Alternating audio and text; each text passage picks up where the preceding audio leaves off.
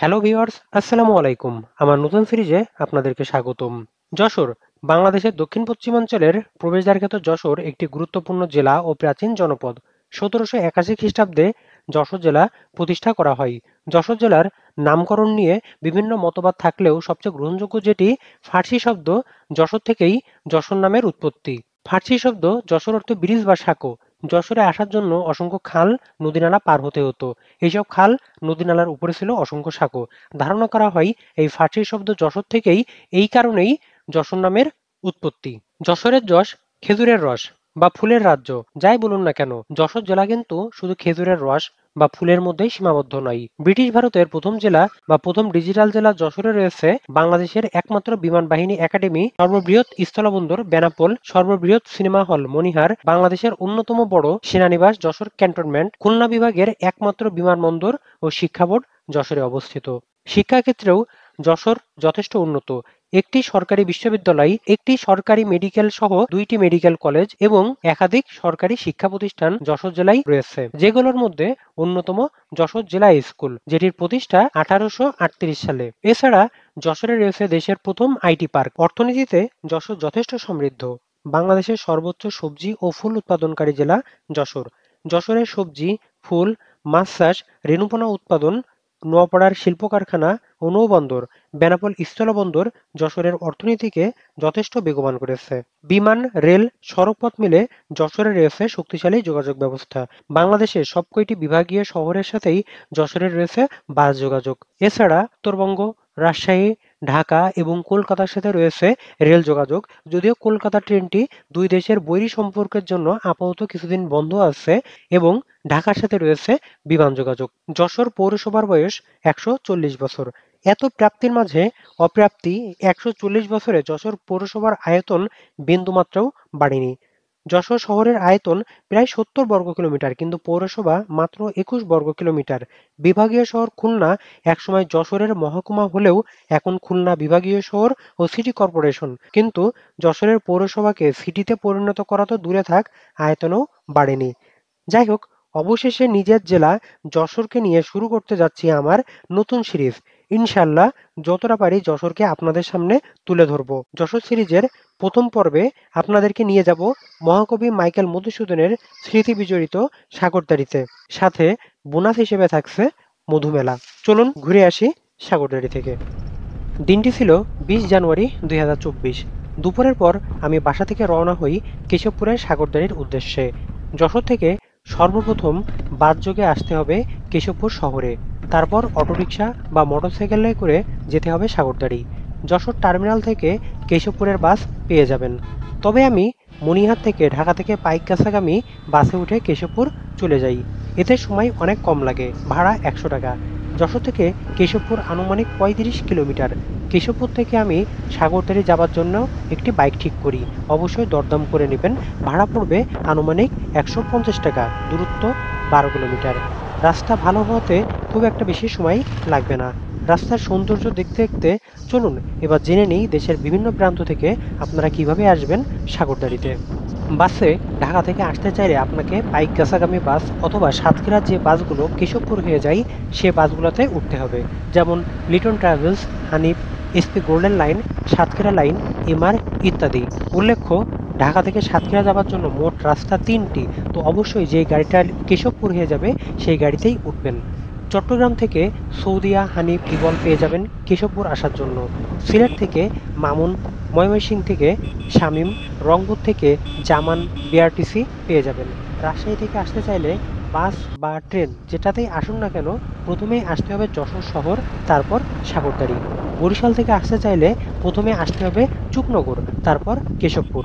এছাড়া ঢাকা, সৈয়দপুর, পার্বতীপুর, জয়পুরহাট, সান্তাহার, নাটোর, ঈশ্বরদী, কুষ্টিয়া, চুয়াডাঙ্গা থেকে আপনারা ট্রেন যোগে আসতে পারেন। সেক্ষেত্রে নামতে হবে যশোর রেল স্টেশনে। কেশবপুরের ভরত রাজার দেউল এবং সাগরদাড়ি, চুকনগরের আব্বাস হোটেলে চুইঝালের খাসির মাংস দিয়ে লাঞ্চ। শেষ বিকেলে মনিরামপুরের ঝাপা বাউন ও ভাসমান ব্রিজ হতে পারে একটি কমপ্লিট ডে ট্যুর। আপনারা কেউ যদি যশোর সফর করতে চান, কোনো পরামর্শ প্রয়োজন হলে ডেসক্রিপশনে আমার নাম্বার দেওয়া থাকবে, চাইলে আমাকে কল করতে পারেন। মোটামুটি ১৫-২০ মিনিটের মধ্যেই আমি সাগরদাড়িতে পৌঁছে যাই। সর্বপ্রথম আমি যাব কবির জন্মভিটা ও জাদুঘরে। সেখানে বাড়ির চারপাশটা আপনাদেরকে ঘুরে দেখাবো। টিকিট কেটে আমি ভিতরে প্রবেশ করি। দুঃখের সাথে জানাচ্ছি টিকিটের মূল্য আমি ভুলে গেছি, খুব সম্ভবত 10 থেকে 20 টাকা, আর বিদেশি পর্যটকদের জন্য আনুমানিক 100 থেকে 200 টাকা। কবির জন্মভিটা দেখতে দেখতে চলুন ইতিহাস থেকে কিছু তথ্য সংগ্রহ করি। মাইকেল মধুসূদন দত্ত 1824 সালে জন্মগ্রহণ করেন যশোর জেলার সাগরদাড়ি গ্রামে। তিনি ছিলেন 19 শতকের অন্যতম শ্রেষ্ঠ বাঙালি কবি ও নাট্যকার। কলকাতার হিন্দু কলেজে পড়াশোনা করার সময় মধুসূদন প্রথম কাব্যচর্চা শুরু করেন। বাংলা ভাষায় তিনি অমিত্রাক্ষর ছন্দ ও চতুর্দশপদী বা সনেটের প্রবর্তক। যৌবনে খ্রিস্ট ধর্ম গ্রহণ করে তিনি মাইকেল মধুসূদন দত্ত নাম গ্রহণ করেন এবং ওয়েস্টার্ন সাহিত্যের প্রতি আকর্ষণে ইংরেজি ভাষায় সাহিত্য রচনায় মনোনিবেশ করেন। জীবনের দ্বিতীয় পর্বে মধুসূদন নিজের মাতৃভাষার প্রতি মনোযোগী হন। 1843 সালের 8 ফেব্রুয়ারি তিনি খ্রিস্ট ধর্মে ধর্মান্তরিত হন। মধুসূদন খ্রিস্ট ধর্ম গ্রহণ করলে হিন্দু সমাজে ব্যাপক আলোড়ন সৃষ্টি হয়। রাজনারায়ণ দত্ত তাকে ত্যায্যপুত্র ঘোষণা করেন। মধুসূদন শিবপুরের বিশপস কলেজে পড়াশোনা চালিয়ে যাবার সময় গ্রিক, লাতিন, সংস্কৃত ভাষা শিক্ষা গ্রহণ করেন। সাগরদাড়ির পাশের গ্রামে শেখপুরা মসজিদের বিদ্বান ইমাম মুফতি লুৎফরের কাছে মধুসূদন বাল্যকালে বাংলা, ফার্সি ও আরবি শিক্ষা গ্রহণ করেন। এইভাবে বাংলা সহ মোট 13টি ভাষা তিনি জানতেন। মাদ্রাজে মধুসূদন রেবেকা ম্যাকটিভিস নামে এক ইংরেজ যুবতীকে বিবাহ করেন। উভয়ের দাম্পত্য জীবন 8 বছর স্থায়ী হয়েছিল। রেবেকার গর্ভে মধুসূদনের 2 পুত্র ও 2 কন্যার জন্ম হয়।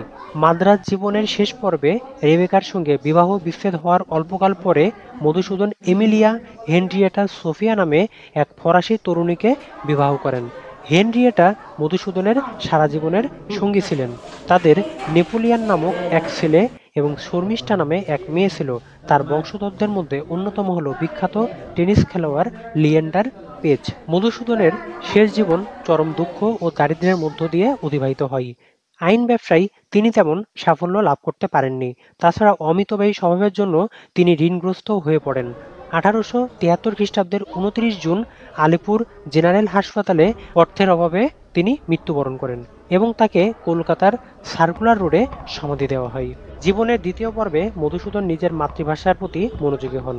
তখনকার তার যেই রচনাগুলো প্রকাশিত হয় সেইগুলোতে যশোরের সাগরদাড়ি, কপোতাক্ষ নদ এবং নিজের মায়ের কথা বারবার উল্লেখ করেন।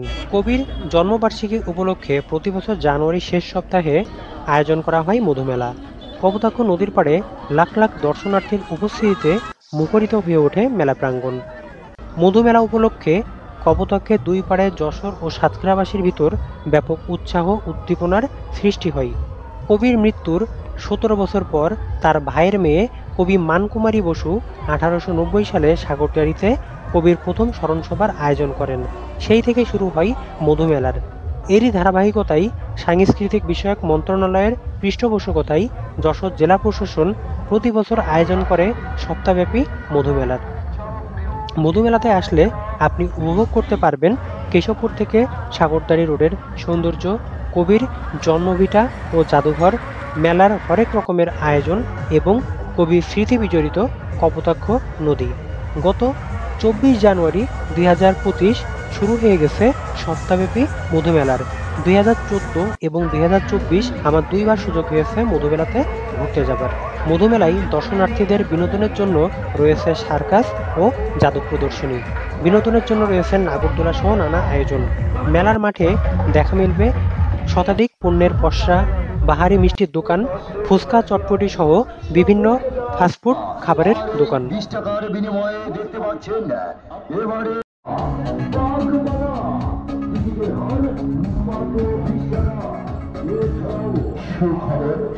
মেলাতে কিছুক্ষণ সময় কাটিয়ে শেষ বিকালে চলে আসে কপোতাক্ষ নদীর তীরে। 2011 সালের পর থেকে নদীর নাব্যতা ফিরিয়ে আনার জন্য শুরু হয় ভৈরব কপোতাক্ষ এর খনন কাজ। তবে খননের পর নদীকে অনেকটা খালে রূপান্তর করা হয়েছে, যেটা দুঃখজনক। যেহেতু আমি একাই ছিলাম, 10 থেকে 15 মিনিটের জন্য একটি নৌকা ঠিক করি কিছুটা নৌ ভ্রমণ করব, এই জন্য তো এর জন্য আমাকে দিতে হয় 50 টাকা। তবে আপনাদের সময় থাকলে বা আপনারা যদি আরও কয়েকজন হন তাহলে কিন্তু অনেক দূর পর্যন্ত আপনাদেরকে ঘুরতে নিয়ে যাবে, সেক্ষেত্রে আনুমানিক 200 থেকে 250 টাকার মতো লাগবে। আপনারা যখন আসবেন অবশ্যই দামাদামি করে নেবেন।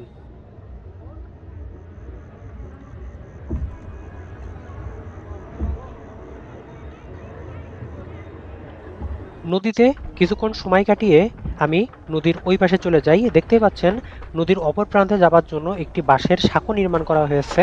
আমি 2012 সাল থেকে 2024 সাল পর্যন্ত মোটামুটি প্রায় 4 বারের মতো সাগরতারিতে গেছি। তো সব সময় এখানে বাঁশের ব্রিজটাই দেখতে পাচ্ছি। তো নদীর অপর প্রান্ত হলো সাতক্ষীরা জেলার কলারোয়া উপজেলা। তো এই দুই উপজেলার মানুষদের মধ্যে কিন্তু বাজার বলেন বা স্কুল কলেজে যাতায়াতের জন্য তাদের নিয়মিত এখানে যাতায়াতের প্রয়োজন পড়ে। তো বিশেষ করে অনেক সময় রোগী বহন করার জন্য কিন্তু তাদের এই বাঁশের সাঁকোটা পার হতে হয়।